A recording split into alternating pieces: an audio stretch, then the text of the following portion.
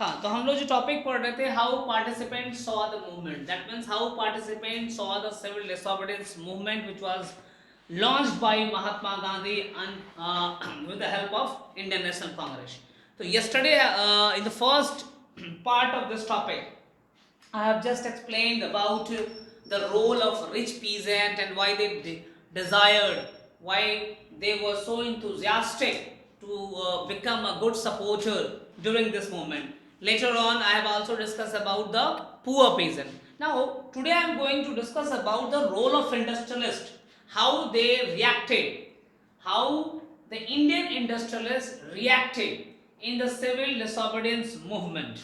So this is the one of the topic under this particular segment. So industrialist group की बात करें तो पहला चीज निकल के हम लोग आता है एज कि सिविल डिसोबीडियंस मूवमेंट के पहले में फर्स्ट वर्ल्ड वॉर हो रखा था, और अगर बैकग्राउंड में जाएं तो before non cooperation movement these industrialist group were the supporters of the colonial rule, okay, because they earn numbers of privileges from the colonial government. But after the first world war or during the first world war, I can say that मैं कह सकता हूँ कि history में कही गई कि first world war के समय में भारत के जो इंडस्ट्रियलिस्ट ग्रुप थे, दे अर्न लॉट, बहुत बड़ी प्रॉफिट अर्न किया, कॉलोनियल गवर्नमेंट का फायदा उठाया और फायदा उठाते हुए अच्छी प्रॉफिट अर्न किया थ्रू देयर बिजनेस. अब चूंकि फर्स्ट वर्ल्ड वॉर में ब्रिटेन फाइट कर रहा था, उसका फायदा भारतीय इंडस्ट्रीज लोगों ने लिया, तो युद्ध के समाप्ति के पश्चात what ever be the British colonial government ने जो प्रिविलेजेस दे रखे थे, जो भी प्रिविलेजेस था इंडस्ट्रियलिस्ट ग्रुप का, वो सारे प्रिविलेजेस को समाप्त कर दिया गया और उनके बिजनेस एक्टिविटीज पर क्या किया गया, रिस्ट्रिक्शन लगा दिया गया, बहुत सारे रिस्ट्रिक्शंस इंपोज किए गए हैं. अब इस प्रकार के रिस्ट्रिक्शंस के साथ व्यापार करना काफी मुश्किल हो जाता है. फिर भी इसलिए कुछ डिमांड्स इन लोगों ने रखना शुरू किया. डिमांड्स क्या था भाई, तो demands raised by the industrialist groups. क्या डिमांड था कि भाई फ्री इन्वायरमेंट में लिबर्टी के साथ, फ्रीडम के साथ हम बिजनेस कर सकें, इंपोर्ट कर सकें. दूसरा ये रहा कि वो रुपीज स्टर्लिंग एक्सचेंज रेशियो जो है उसको मिनिमाइज करके रखा जाए, जिससे कि इंपोर्ट को फैसिलिटेट किया जा सकता है. अगर मैं थोड़ा सा बैकग्राउंड में जाऊं तो ये समझाने का प्रयास करूं कि 1903 के वक्त में रुपी स्टर्लिंग जो एक्सचेंज रेशियो था, जिसके अंतर्गत भारतीय रुपया जो है ज्यादा पावरफुल और मजबूत करेंसी मानी जा रही थी 1903 में. लेकिन 1930 आते आते स्टर्लिंग अधिक पावरफुल हो गई और रुपीस की डिवैल्यूएशन किया गया. ये डिवैल्यूएशन जो है होने के बाद इंपोर्ट्स का जो क्वालिटी था, फीचर्स था, ड्यूरिंग 1930s में वो काफ़ी कम गया. तो इन दो चीज़ों का डिमांड कर रहे थे. पहला कि फ्री इन्वायरमेंट, फ्रीडम के साथ वो जैसे पहले काम करते आए हैं, वो बिजनेस एक्टिविटीज़ वैसे ही करते रहें, किसी प्रकार का कोई रिस्ट्रिक्शंस उन पर इम्पोज ना हो. और दूसरा British sterling rupees sterling exchange ratio, इसको मिनिमाइज करके कम करके रखा जाए, जिससे कि इंपोर्ट को फैसिलिटेशन मिल जाएगा. देखिए अगर 19 मैं फिर भी बोल रहा हूँ 1903 में हमारी करेंसी अधिक वैल्यूड था स्टर्लिंग के अपेक्षा कर. Stirling is a coin of Britain, वहां के सिक्कों को स्टर्लिंग कहा जाता है.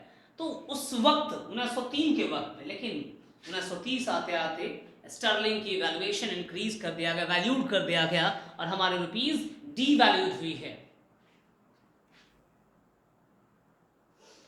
So, as I have said, demands made by the industrialist group, when the restrictions were imposed on the Indian industrialist group, first they made a demand of protection on the imports of foreign goods. भैया सुरक्षा चाहिए, simple, कि हम विदेशी सामान को लाकर बेचेंगे, व्यापार उसका करेंगे, तो उसमें हमें प्रोटेक्शन चाहिए उस इंपोर्ट ऑफ गुड्स के लिए, जो कि रिस्ट्रिक्शन इंपोज कर दिया गया था. दूसरा कि इस वक्त में रुपीज स्टर्लिंग एक्सचेंज रेशियो को में रुपीस की डिवैल्यूड कर दिया गया, स्टर्लिंग को मजबूत किया गया, जिसके वजह से इंपोर्ट जो है कम होने लगा. रीजन देखिए क्या था कि जब हमारा रुपीस की वैल्यूएशन ज्यादा था तो हम कम पैसे में अधिक फॉरेन गुड्स मंगवा पाते थे. लेकिन जब स्टर्लिंग की वैल्यू को इंक्रीज कर दिया गया, मजबूत किया गया, तो हम उतना ही पैसा में अब जो है कम फॉरेन गुड्स को ट्रेड कर पा रहे थे, इंपोर्ट कर पा रहे थे। इसलिए यहाँ पे इंडस्ट्रियल्स ग्रुप जो है ये मांग कर रही थी कि रुपीज स्टर्लिंग एक्सचेंज रेशियो के ऊपर जो है रिकंसिडरेशन होना चाहिए। सपोज मान लिया जाए कि 1 रुपया का सामान मंगाते थे तो 5 यूनिट परचेज करते थे जब रुपीस की वैल्यू अधिक थी, लेकिन अब उसी 1 रुपया में स्टर्लिंग की वैल्यू मजबूत हो गई तो 3 यूनिट हो रहा है। तो यहां पर क्या देख रहे हैं कि यहाँ पे रुपीस स्ट्रॉन्ग है, मजबूत है, हाई है, और स्टर्लिंग लो है। पर इस केस में क्या देखा गया कि 1 रुपीज इस केस में एक्सचेंज रेशियो की वजह से कम यूनिट मिल रहा है, मतलब स्टर्लिंग को मजबूत कर दिया गया है। तो इसलिए कहा गया कि इसको जो बैलेंस में रखा जाए, क्योंकि बैलेंस में रहेगा तो फैसिलिटेशन, इंपोर्ट को फैसिलिटेट मिलेगा, हम बेहतर तरीके से अच्छी मात्रा में गुड्स को इंपोर्ट कर पाएंगे।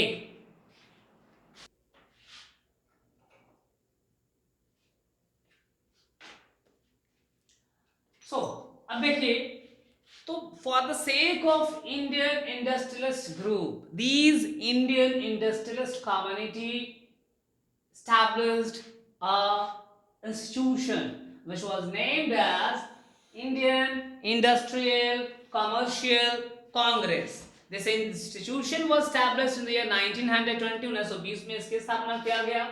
इसके बाद जो है 1927 में FICCI फिकी का एस्टैब्लिशमेंट किया गया था, जिसका मेन मकसद था कि इंडस्ट्रियल इंटरेस्ट को बचाया जा सके, उसकी सुरक्षा की जा सके। अब देखिए, ऐसा करने के पीछे मेन वजह था, ये लोग फाइट कर रहे थे ताकि ये फ्रीडम के साथ अपना व्यापार कर सके। मीनवाइल जब महात्मा गांधी के द्वारा सिविल डिसोबीडियंस कैंपेन रन किया जाता है तो ये लोग उसके एक एंथुसियास्टिक सपोर्टर बन जाते हैं। They provide financial support to the movement को फाइनेंशियल सपोर्ट भी करते हैं। और इस समय जो प्रोमिनेंट लीडर्स, अगर प्रोमिनेंट इंडियन इंडस्ट्रियल्स ग्रुप के प्रोमिनेंट लीडर्स की बात करें, मेंबर्स की बात करें, तो जेडी बिरला, पुरुषोत्तम दास, ठाकुर दास जो हैं, ये 2 प्रोमिनेंट इंडस्ट्रियलिस्ट थे उस समय के। They decided to support the civil disobedience campaign, civil disobedience movement, and they provide financial support. पैसों से भी फंड इकट्ठा करके दिया गया ताकि इस आंदोलन को बड़ा और मास आंदोलन बनाया जा सके। देखिए, अब यहां पर देखिए सब क्लियर चीज समझ में आ रहा है कि अगर हम बात करें इसके बाद का, तो कहा जा रहा है कि भाई अपनी इंटरेस्ट के वजह से ये जो है became a supporter of CDM के सपोर्टर बन गए, खुद अपने इंटरेस्ट के लिए, अपने वजह से, अपने प्रॉफिट के लिए, एंड प्रोवाइड फाइनेंशियल सपोर्ट। देखिए, ये करने के पीछे ये दोनों चीज, एक्टिव सपोर्टर भी बने, फाइनेंशियल सपोर्ट भी करे किए, तो इसके पीछे मोटो क्या रहा? इनके अनुसार से स्वराज क्या रहा? इन्होंने स्वराज को किस रूप से आइडेंटिफाई किया? कांग्रेस ने स्वराज को फुल इंडिपेंडेंस की बात 1929 में कर रखा था, पर ये इंडस्ट्रियलिस्ट ग्रुप जो है, स्वराज इनके लिए क्या मायना था भाई? सिंपल मायना था, to remove whatever be the restriction imposed on the business activities, to remove the restrictions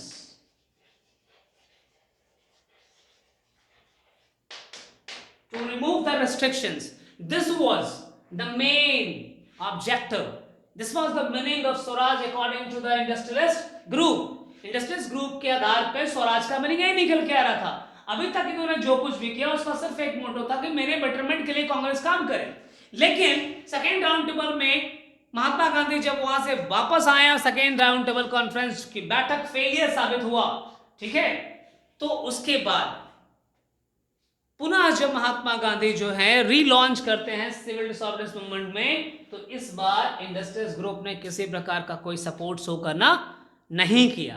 देखिए अब सिंपल समझिए, मैं बार बार कह रहा हूं, व्यक्ति हमेशा सपोर्ट पर तभी खड़ा उतर सकता है जब उसके मन में किसी प्रकार का चोर नहीं है। निस्वार्थ भावना से जो व्यक्ति देश की आजादी में लगा था, वो किसी भी प्रकार का स्वार्थ लेकर नहीं बैठेगा, क्योंकि स्वार्थ होगा तो हर आंदोलन में वो शरीक होगा ही नहीं। परंतु यहाँ पे इंडस्ट्रियल्स ग्रुप के मन में स्वार्थ था, क्योंकि उन्हें रिस्ट्रिक्शन हटाना था। वो फ्री इन्वायरमेंट में फ्रीडम के साथ जैसे पहले काम कर रहे थे, बिजनेस कर रहे थे, वैसे मोटी मुनाफा कमाना चाहते थे। इसलिए इनका काम तो हुआ नहीं। जब काम नहीं हुआ तो फिर सेकेंड बार, दूसरी बार रीलॉन्चिंग जब हुई सीडीएम की, तो उन्होंने सपोर्ट नहीं किया। सीडीएम के रीलॉन्च में 1934 में जब रीलॉन्च हुआ तो फिर उन्होंने सपोर्ट नहीं किया। सो फोर्थ कम्युनिटी जो रही सीडीएम सपोर्टर्स में, उसमें आ गया वर्कर्स का। तो वर्कर्स के बारे में कहा जाए तो वर्कर्स, पूरे भारत के वर्कर्स बहुत ज़्यादा एक्टिव सपोर्टर्स नहीं रहे हैं।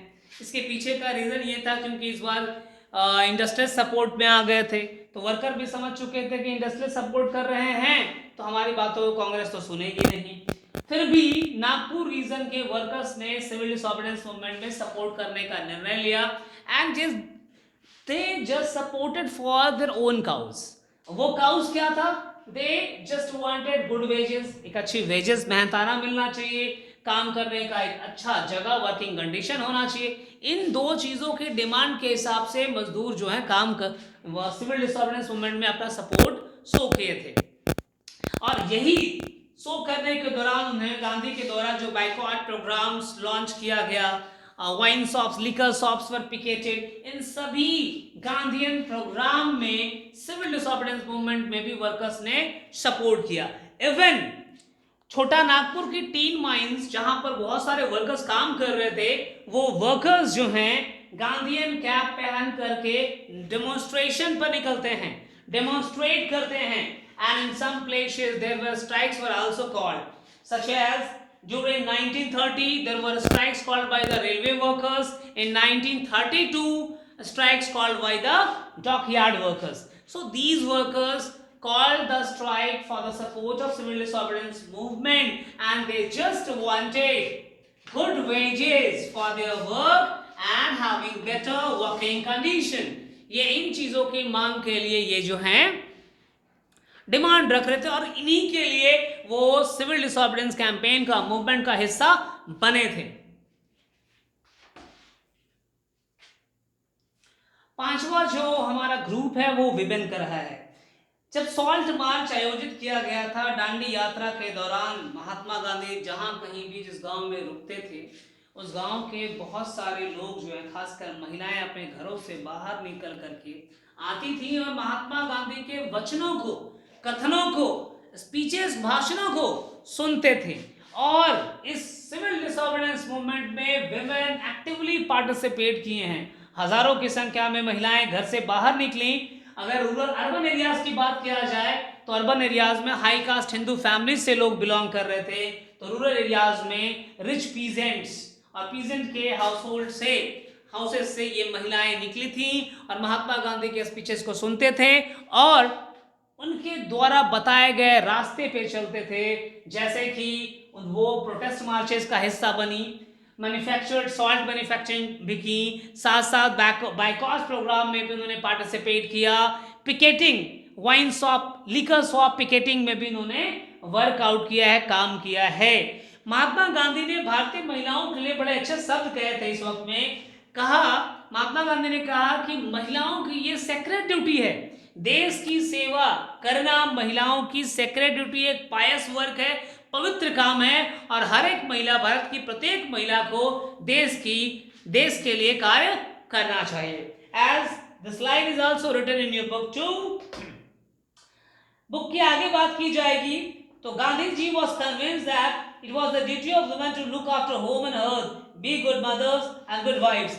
जहां तक देखिए यहाँ पे भी महात्मा गांधी ने भी जोर दिया है, और क्लास 9 में हिटलर ने भी कहा था महिलाओं के लिए कि महिलाओं को एक अच्छी माँ, एक अच्छी पत्नी, उसे जो है घर को संभालना, अपने परिवार की देखरेख करना, ये भी उनकी कर्तव्य है और ये कर्तव्य को भी उन्हें बहुत अच्छे तरीके से निभाना चाहिए। लेकिन इसके साथ साथ देश की सेवा में भी कभी भी पीछे नहीं रहना चाहिए, उन्हें भी देश की सेवा में आगे आकर के अपनी जो है पार्टिसिपेशन को दर्ज करना चाहिए।